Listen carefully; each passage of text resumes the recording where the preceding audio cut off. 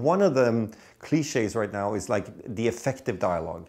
I'm interested in ineffective dialogue. I'm interested in the proximity of closeness to people.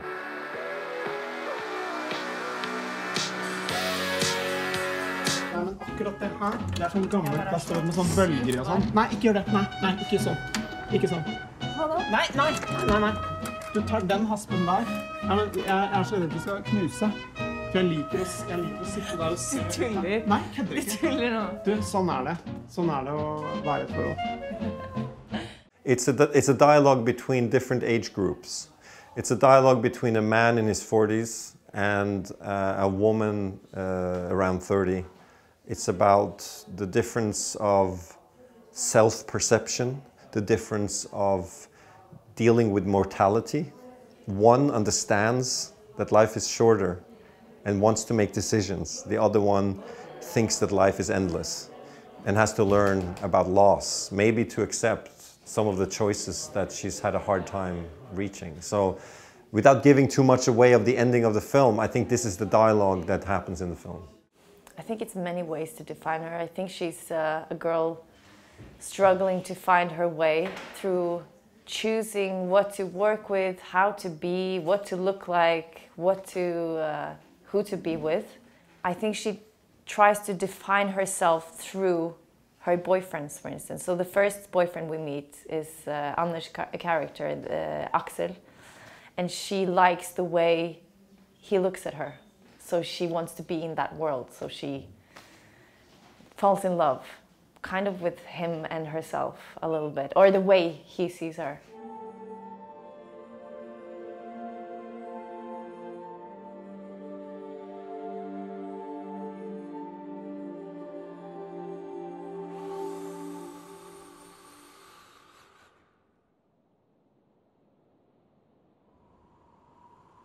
She has a lot of potential, and like she is smart and funny and charismatic, and she could choose whatever she wants, but that makes it also hard to choose. And I think this is a generation movie because that is how it's like now. It's hard to choose what to be and how to be, because you can choose anything. And we get so much information and so much impressions, and things changes all the time. So if you choose something, you might choose wrong.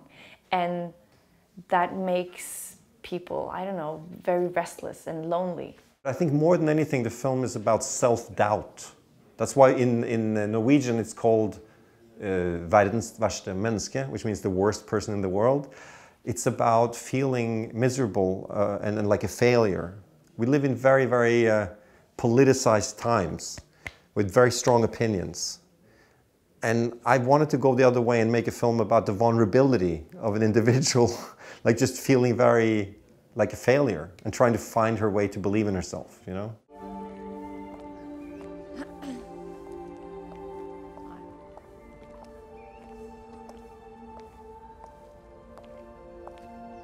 Let's go party. Okay.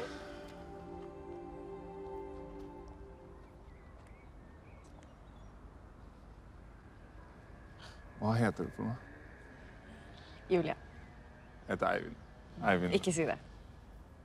Hvorfor ikke det? For da bare finner jeg deg på Facebook og så... Ja. Det lurt. Ok, Ok, ha det. ha det. Vi var ikke utro da. Vi var ikke det? Vi var ikke det. Nei. Ha det. Ha det.